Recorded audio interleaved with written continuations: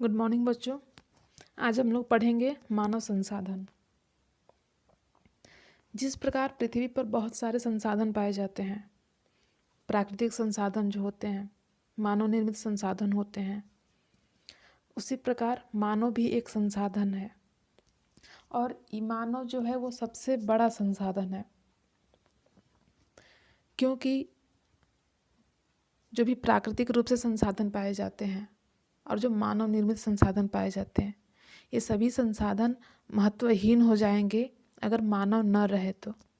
क्योंकि हर संसाधन को उपयोग में लाने हेतु जो भी उसमें परिवर्तन किया जाता है, उसको तराशा जाता है, वो सब कुछ मानव के द्वारा ही संभव हो पाता है। इसलिए सारे संसाधनों में सबसे बड़ा संसाधन मानव है। जिस प्रकार सभी संसाधन पृथ्वी के हर भाग में फैले हुए हैं, उस प्रकार मानव पृथ्वी के हर भाग पर फैला हुआ नहीं है। वो हर जगह नहीं पाया जाएगा, समान रूप से वितरित नहीं है। पृथ्वी के धरातल पर अगर मानव का, मनुष्य का वितरण देखें कि वो कहाँ कहाँ फैला हुआ है, तो यह बहुत ही असमान रूप से फैला हुआ है। क्योंकि पृथ्वी पे विश्व की जो 90% जो जनसंख्या है, वो बहुत ही छोटे भाग पे रहती है। जो पृथ्वी का पूरा धरातल है, उसके केवल 30% भाग पे ही 90% जनसंख्या रहती है। और बाकी जो 10% जनसंख्या है,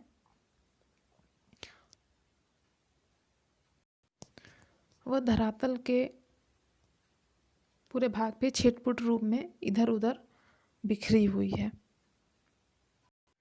इस प्रकार हम देखते हैं तो पृथ्वी का बहुत सा क्षेत्र जो है वो बहुत ही घना बसा हुआ है, और कुछ क्षेत्र ऐसे हैं जो बहुत ही विरल हैं, बहुत ही दूरी दूरी पे वहाँ पे लोग बसे हुए हैं। इसको हम अगर विश्व के मानचित्र में देखते हैं तो बात हमको अच्छे से समझ में आएगी। अगर इस मैप में देखें तो यहाँ पर ये जो भाग है, ये भाग है और ये भाग है, ये बहुत ही घने बसे क्षेत्र हैं। और बाकी अगर विरल में देखें तो ये भाग, ये पोर्शन और ये जो एरियाज हैं, ये बहुत ही विरल बसे हुए हैं।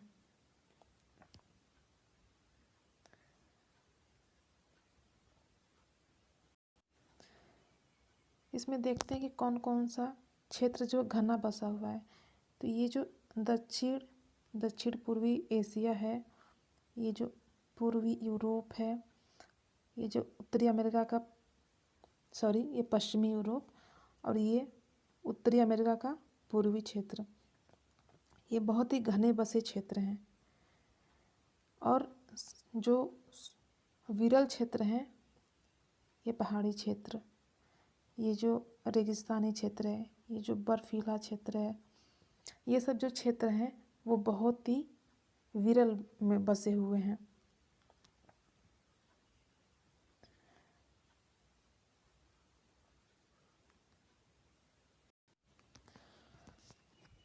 इस प्रकार आपको मैप में समझ में आ गया कि विश्व में सघन जनसंख्या वाले क्षेत्र कौन से हैं। विश्व में अगर किसी उस महाद्वीप में सबसे ज़्यादा जनसंख्या रहती है तो वो है एशिया महाद्वीप में सबसे ज़्यादा जनसंख्या। ये बॉक्स में जो फिगर बना हुआ है उसमें देखिए आप, येलो कलर के जो लोग हैं, येलो कलर से, वो एशिया में रहते हैं। देखिए सबसे ज़्यादा जनसंख्या उनकी है। उसके बाद ऑरेंज कलर जो कि यूरोप में रहते हैं, फिर जो पर्पल कलर है वो अफ्रीका में, और उसके बाद ब्लू कलर में जो है वो मध्य व दक्षिण अमेरिका में रहते हैं। उत्तरी अमेरिका में रेड कलर वाले, और ओशिनिया, ऑस्ट्रेलिया, न्यूजीलैंड और प्रशांत द्वीप समूह में एक जो ग्रीन कलर में है। तो इस तरीके से जनसंख्या घटती गई है। अब विषुवत वृत्त के दक्षिण की अपेक्षा विषुवत वृत्त के उत्तर में बहुत अधिक लोग रहते हैं।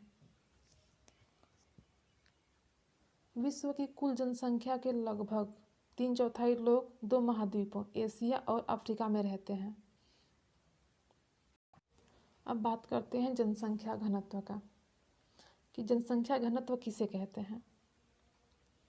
धरातल पर प्रति वर्ग किलोमीटर में रहने वाले व्यक्तियों की संख्या को जनसंख्या का घनत्व कहते हैं। अगर पूरे विश्व की जनसंख्या का औसत जनसंख्या घनत्व देखा जाए तो 51 व्यक्ति प्रति वर्ग किलोमीटर है, और यही अगर भारत की बात करें तो भारत का जनसंख्या घनत्व 382 व्यक्ति प्रति वर्ग किलोमीटर है।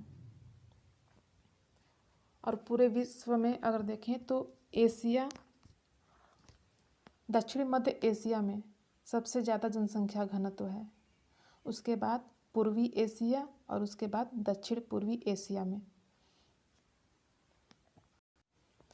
अब बात करते हैं जनसंख्या वितरण को प्रभावित करने वाले कारक। इसका मतलब है कि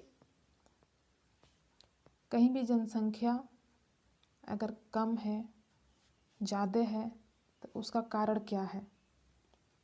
अगर कहीं पे जनसंख्या ज़्यादा बसी है तो वो किसी कारण से वहाँ पे ज़्यादा बसी होगी, कुछ वहाँ पे उनको अच्छे कारक दिखे होंगे, उनके फ़ायदे की चीज़ें वहाँ दिखी होंगी, तभी वो लोग वहाँ जाकर बसे होंगे।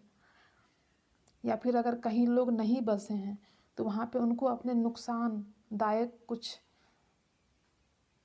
चीज़ें दिखी होंगी, जिससे उनको लगा होगा कि हमें वहाँ नहीं बसना चाहिए, हम वहाँ पे अपना जीवन यापन अच्छे से नहीं कर पाएंगे। इस प्रकार देखते हैं तो 2 कारक होते हैं, एक भौगोलिक कारक यानी कि फिजिकल फैक्टर, और दूसरा होता है सामाजिक, सांस्कृतिक और आर्थिक कारक यानी कि social, cultural and economic factor. बात करते हैं सबसे पहले भौगोलिक कारक में स्थलाकृति की। तो लोग जो हैं वो पठारों, पर्वतों और मैदानों में अगर देखा जाए तो सबसे ज़्यादा वो लोग मैदान में रहना पसंद करते हैं, क्योंकि ये जो क्षेत्र होता है, मैदानी क्षेत्र जो होता है, वो खेती के लिए, व्यापार के लिए, उद्योग के लिए, हर प्रकार की क्रिया के लिए बहुत ही उपयुक्त होता है। मैदानी क्षेत्रों में नदियाँ जो बहती हैं तो वो पूरे क्षेत्र को उपजाऊ कर देती हैं, जिससे कि खेती करने में बहुत ही आसानी होती है। और जहाँ पे जीवन यापन की सुविधाएं ज़्यादा से ज़्यादा मिलेंगी वहाँ पे लोग ज़्यादा बसना पसंद करेंगे। जबकि जो एंडीज पर्वत है, आल्प्स पर्वत है और हिमालय पर्वत है, वहाँ पर जनसंख्या बहुत ही विरल है, क्योंकि वहाँ पे जीवन यापन बहुत ही कष्टकारी है। वहाँ पे मानव को बहुत ही मेहनत करनी पड़ती है जीवित रहने के लिए। अब बात करते हैं जलवायु की। तो जो लोग सामान्य रूप से बहुत ही अत्यधिक गर्म या अत्यधिक ठंडे जगहों पर रहने से बचते हैं, क्योंकि जीवित रहने के लिए बहुत अधिक गर्मी भी इंसान बर्दाश्त नहीं कर पाएगा और बहुत अधिक ठंडी भी इंसान बर्दाश्त नहीं कर पाएगा। तो वो क्षेत्र जहाँ पे जलवायु हर प्रकार की रहती है, सम रहती है, बहुत ज़्यादा गर्मी भी नहीं रहती, बहुत ज़्यादा ठंडी भी नहीं रहती, और इतनी बारिश भी नहीं होती कि पूरे समय वो बाढ़ में डूबा रहे। तो वो क्षेत्र जहाँ पे जलवायु जीवन यापन के लिए सम रहती है, अर्थात वहाँ पे इंसान इंजॉय करता है। गर्मी है तो उसको भी इंजॉय करेगा, अगर बहुत ठंड है तो उसको भी इंजॉय करेगा। तो जलवायु वहाँ पे जहाँ पे जलवायु ऐसी रहेगी कि लोग अपना जीवन यापन कर सकें, अपने दिनचर्या आसानी रूप से कर सकें, वहाँ पे लोग ज़्यादा बसना पसंद करेंगे। अगर किसी को कह दिया जाए कि तुम हिमालय में जाके रहो, वो ज़्यादा से ज़्यादा 2 दिन रहेगा, 4 दिन रहेगा, 10 दिन रहेगा, लेकिन वो इस उद्देश्य से कि हम वहाँ जाकर बस जाएं, वो कभी नहीं जाएगा। अगर किसी को कहा जाए कि तुम थार मरुस्थल में जाकर बस जाओ, तो वहाँ भी वो अगर घूमने के उद्देश्य से उसको भेजा जाए तो वो 2 दिन रहेगा, 4 दिन रहेगा, लेकिन वहाँ पर घर बनाने के उद्देश्य से वो कभी नहीं जाएगा। क्योंकि अगर वहाँ घर बनाता है तो उसको वो सारी सुविधाएं भी नहीं मिल पाएंगी, पानी भी नहीं मिल पाएगा, तो वो वहाँ रहना बिल्कुल भी पसंद नहीं करेगा। अब बात करते हैं मृदा की। तो जो उपजाऊ मिट्टियाँ होती हैं वो कृषि के लिए उपयुक्त भूमि प्रदान करती हैं।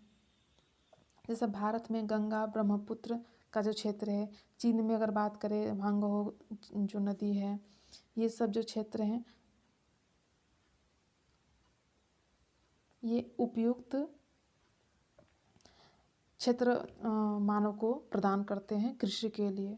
तो जहाँ पे कृषि होगी वहाँ पे अन्न ज़्यादा उत्पन्न होगा, और जब अन्न उत्पन्न होगा तो वहाँ पे लोग ज़्यादा से ज़्यादा बसेंगे, क्योंकि वहाँ पे उनको भोजन के लिए अन्न मिलेगा। लेकिन वो क्षेत्र जहाँ पे मिट्टी उपजाऊ नहीं है वहाँ पे लोग बसना पसंद नहीं करेंगे। अब बात करते हैं जल की। तो आपने इतिहास में भी पढ़ा होगा कि जो सभ्यताएं बसती थीं वो नदियों के किनारे ही बसती थीं, क्योंकि कहा जाता है कि जल ही जीवन है। तो सबसे पहले इन व्यक्ति को जल चाहिए, पानी चाहिए। तो जहाँ जिस भी क्षेत्र में मानव को पानी मिलेगा वहाँ पे वो ज़्यादा से ज़्यादा अपने आवास बसाएंगे। अगर कहा जाए कि किसी को हिमालय पे भेज दो, हिमालय पे बर्फ़ तो है लेकिन पीने के लिए पानी नहीं मिलेगा। किसी को रेगिस्तान में भेज दो, वहाँ पे क्षेत्र तो बहुत मिलेगा, ज़मीन बहुत मिलेगी, लेकिन पीने के लिए पानी नहीं मिलेगा। इसीलिए वहाँ पे जनसंख्या का बसाव बहुत कम होता है, जहाँ पे पानी पर्याप्त मात्रा में नहीं मिलता है। अब बात करते हैं खनिज की। जहाँ पे खनिज निक्षेप बहुत ज़्यादा पाए जाते हैं वहाँ पे जनसंख्या अधिक पाई जाती है, क्योंकि जहाँ पे खनिज की खोज कर ली गई है तो वहाँ पे उसका उत्खनन भी होने लगा है। और अगर जब उसका उत्खनन होता है तो वहाँ पे उससे संबंधित बहुत सारे फैक्ट्री और मज़दूर की आवश्यकता पड़ती है, जिस वजह से वहाँ पे लोग काम के लिए आकर्षित होते हैं और वहाँ जाते हैं और वहाँ पे मानव का बसा ज़्यादा होने लगता है। अब बात करते हैं सामाजिक, सांस्कृतिक और आर्थिक कारक की। आर्थिक कारक में देखते हैं तो औद्योगिक क्षेत्र जो है वो रोज़गार के अवसर ज़्यादा प्रदान करते हैं। लोग बड़ी संख्या में इन क्षेत्रों की ओर आकर्षित होते हैं, क्योंकि उनको जीवन यापन के लिए कोई ना कोई रोज़गार करना होता है। इसलिए वो शहरों की तरफ या फिर कोई भी क्षेत्र जहाँ पे उद्योगों की स्थापना की गई है उधर ज़्यादा आकर्षित होते हैं। जैसे कि जापान में ओसाका, भारत में मुंबई, गुजरात, ये सब जो क्षेत्र हैं वो ज़्यादा से ज़्यादा लोगों को रोज़गार प्रदान करते हैं, इसीलिए इधर जनसंख्या ज़्यादा सघन रहती है। बात करते हैं सांस्कृतिक कारक की। धर्म और सांस्कृतिक महत्ता वाले स्थान लोगों को आकर्षित करते हैं। जिन क्षेत्रों में धार्मिक रूप से ज़्यादा महत्व है, तो जो क्षेत्र हैं धार्मिक रूप से ज़्यादा महत्वपूर्ण हैं, जैसे कि बनारस हो गया, यरूशलेम, वेटिकन सिटी, यहाँ पे लोग अपने स्वेच्छा से उधर की तरफ ज़्यादा आकर्षित होते हैं और वहाँ बसना ज़्यादा पसंद करते हैं। अब बात करते हैं सामाजिक कारक की।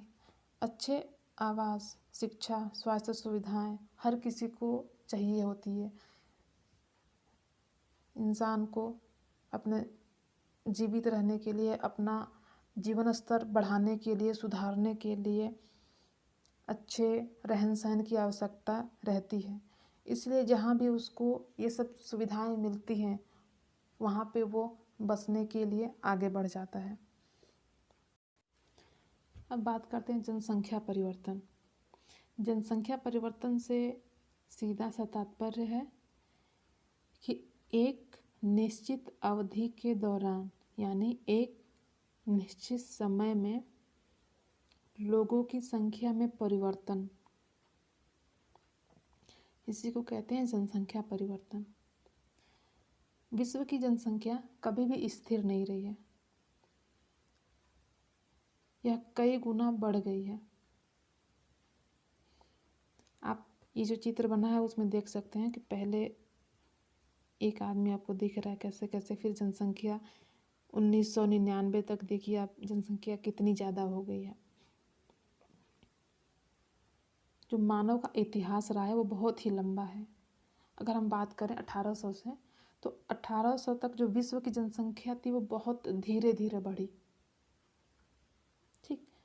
और धीरे धीरे बढ़ने का कारण ये था कि उस टाइम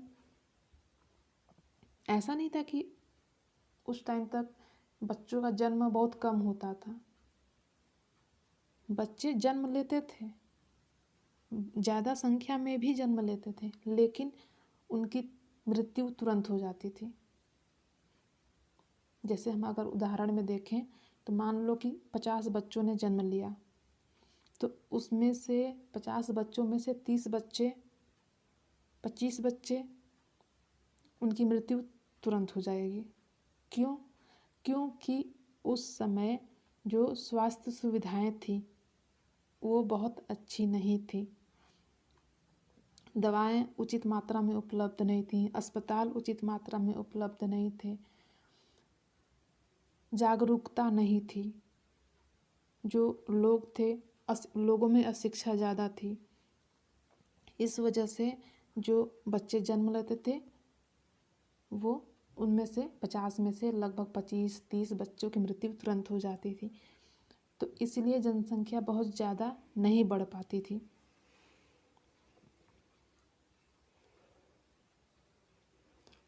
और सभी लोगों के पास अगर बच्चे कुछ बच भी गए तो उनके माता पिता के पास, उनके परिवार वालों के पास उनको जिंदा रखने के लिए या उनको उनका पालन करने के लिए उनके पास उचित मात्रा में भोजन भी उपलब्ध नहीं होता था।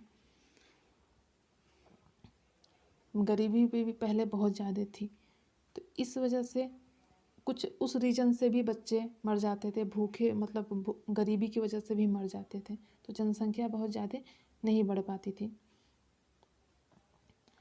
1804 में विश्व की जनसंख्या 1 अरब हो गई थी। उसके बाद 150 वर्षों में यानी कि 1959 में विश्व की जनसंख्या 3 अरब पहुंच गई। इसे एक तरह से जनसंख्या विस्फोट भी कहते हैं। जनसंख्या विस्फोट का मतलब होता है कि बहुत ही कम समय में बहुत ज़्यादा जनसंख्या में वृद्धि हो जाना, उसको कहते हैं जनसंख्या विस्फोट। फिर जब हम 1999 में देखते हैं तो 1999 में 30 वर्ष की अवधि से कम में जनसंख्या दोगुनी हो गई, यानी कि 6 अरब हो गई। जैसे कि 1959-60 मान लो उसको, 1959-60 में 3 अरब जनसंख्या थी। फिर 30 साल बाद 1990 में 99 में वो 6 अरब हो गई, यानी कि सीधे दोगुनी हो गई। इसका मुख्य कारण था जो स्वास्थ्य सुविधाएं थी उनमें विस्तार हुआ, जो भोजन की आपूर्ति थी, खाद्य आपूर्ति थी, उसमें भी बहुत वृद्धि हुई।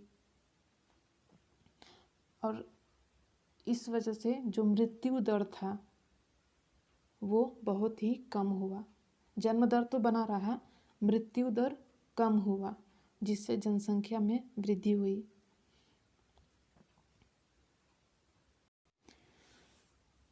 जन्म जो होते हैं, जो बच्चे जन्म लेते हैं, उसको हम जन्म दर में आंकते हैं। जन्म दर का तात्पर्य है प्रति 1000 व्यक्तियों पर जीवित जन्मों की संख्या में मापा जाता है। मतलब प्रति 1000 व्यक्तियों पर कितने जीवित बच्चे जन्म लिए हैं, उनको जो भी संख्या होगी उसको जन्म दर कहेंगे। और उसी तरह से मृत्यु दर को प्रति 1000 व्यक्तियों पर मृतकों की संख्या में मापा जाता है। किसी क्षेत्र विशेष में लोगों के आने जाने को प्रवास कहते हैं। मतलब आए गए दोनों को मिलाकर उसको प्रवास कहते हैं। अब हम बात कर रहे थे जनसंख्या परिवर्तन की। तो जनसंख्या परिवर्तन किन किन कारणों से होता है? उसमें जन्म और मृत्यु जनसंख्या परिवर्तन के प्राकृतिक कारण हैं। जैसे कि अगर कोई देश है, वहाँ पे जन्म दर और मृत्यु दर के बीच में जो अंतर आएगा उसको प्राकृतिक वृद्धि दर कहेंगे। जैसे कि इसमें हम फिगर में देखते हैं कि अगर किसी देश में जो जन्म दर है वो मृत्यु दर से ज़्यादा होगी, पहले फिगर में देखिएगा, जन्म दर जो है मृत्यु दर से ज़्यादा होगी तो जनसंख्या वृद्धि होगी। अगर हम इसको ऐसे नंबर में देखें तो कोई देश है जहाँ पे 10 बच्चे पैदा हुए और वहाँ पे मरने वाले लोगों की जो संख्या है वो 5 है, तो हमारे पास तो अभी 5 लोग बचे, तो वो हो गया वृद्धि, जनसंख्या वृद्धि उसमें हुआ। अब दूसरे फिगर में देखिए, तो अगर जन्म दर और मृत्यु दर का रेशियो जो है वो समान रहा तो वहाँ पे जनसंख्या का संतुलन रहेगा।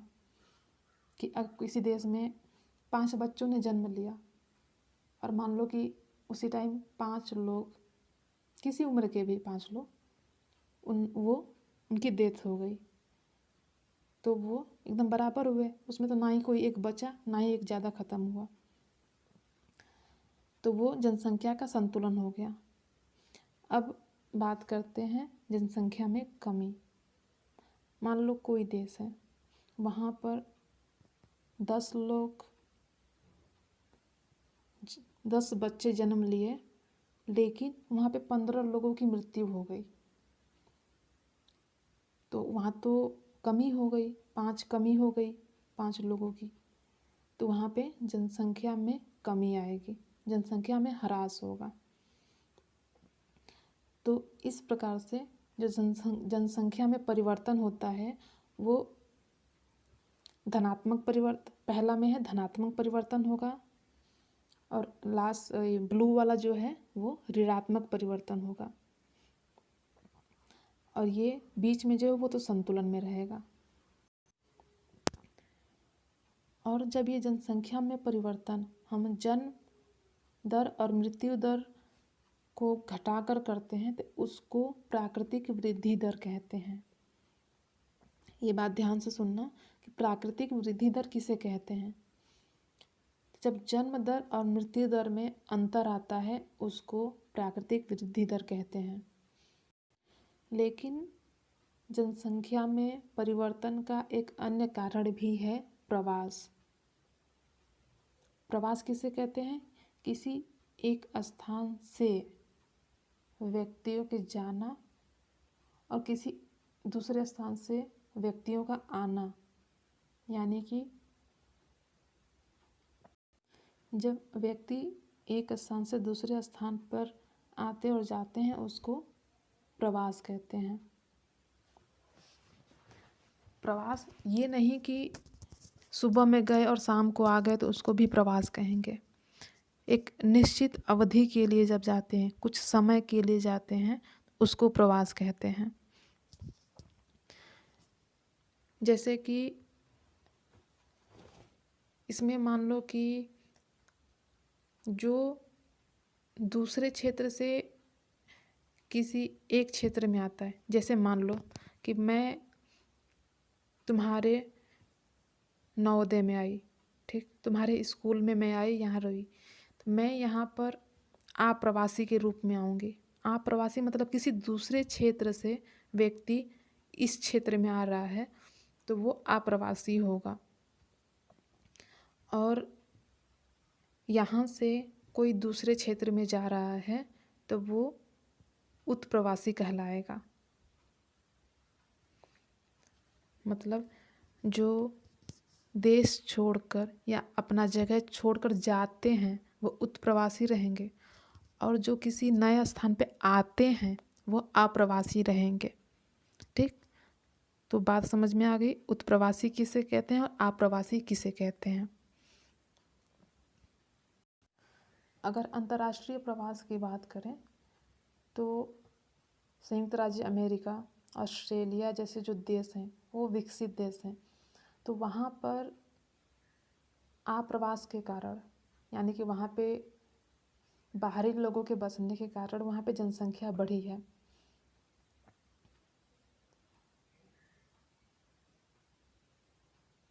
अंतर्राष्ट्रीय प्रवास की एक सामान्य प्रवृत्ति यह है कि लोग जो हैं वो अच्छे आर्थिक अवसर, यानी कि अच्छे नौकरी की खोज में, अच्छी शिक्षा की खोज में, अच्छे जीवन स्तर के लिए विकासशील देशों से विकसित देशों की तरफ जा रहे हैं। जैसे मान लो हमारा जो देश है वो विकासशील देश है, अमेरिका है वो विकसित देश है। तो बहुत से ऐसे लोग हैं जिनका आर्थिक स्तर मजबूत है, वो लोग ये सोचते हैं कि हम अमेरिका में ही जाकर बस जाएं। क्यों? क्योंकि वहाँ पर जीवन स्तर अच्छा है, आर्थिक सुविधाएं अच्छी हैं, बच्चों का जो विकास होगा वो वहाँ पे शैक्षिक स्तर से हर तरीके से अच्छा विकास होगा, इसलिए वो लोग वहाँ पे बसना ज़्यादा प्रीफर करते हैं। और राष्ट्रीय स्तर पे अगर हम प्रवास देखें, देश के अंदर में प्रवास देखें, तो लोग रोजगार के लिए, शिक्षा के लिए, स्वास्थ्य के लिए ग्रामीण क्षेत्रों से नगरीय क्षेत्रों में प्रवास करते हैं। क्योंकि ग्रामीण क्षेत्रों में शिक्षा के लिए बहुत सुविधाएं नहीं होंगी, स्वास्थ्य के लिए बहुत सुविधाएं नहीं होंगी, और रोजगार के लिए बहुत अवसर नहीं होंगे, इसलिए वो लोग इन सब का स्तर बढ़ाने के लिए ग्रामीण क्षेत्रों से नगरीय क्षेत्र में प्रवास करते हैं। इस विश्व के मानचित्र में हम देखते हैं कि जो प्राकृतिक वृद्धि है वो किन किन क्षेत्रों में ज़्यादा है।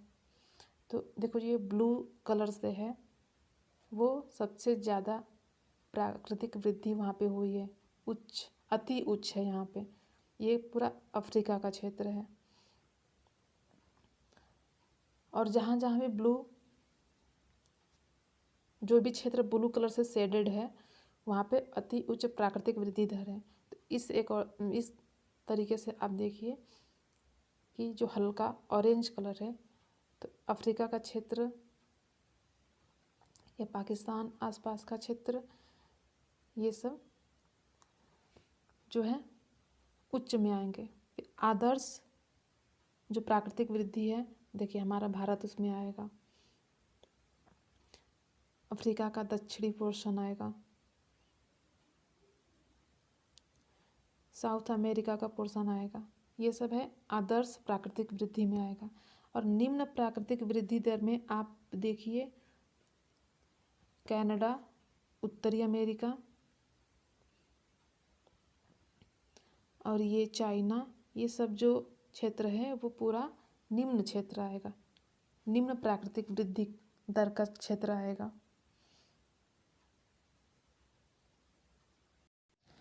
जनसंख्या परिवर्तन के प्रतिरूप देखते हैं तो जनसंख्या वृद्धि की दर विश्व में अलग अलग है, फिर भी विश्व की जो जनसंख्या है वो बहुत तेज़ी से बढ़ रही है। लेकिन विश्व की पूरी जनसंख्या तेज़ी से बढ़ने के साथ साथ विश्व में कुछ ऐसे देश भी हैं जहाँ पे जनसंख्या वृद्धि अनुभव नहीं की जा रही है, वहाँ पे जनसंख्या वृद्धि नहीं देखा जा रहा है। जैसे कि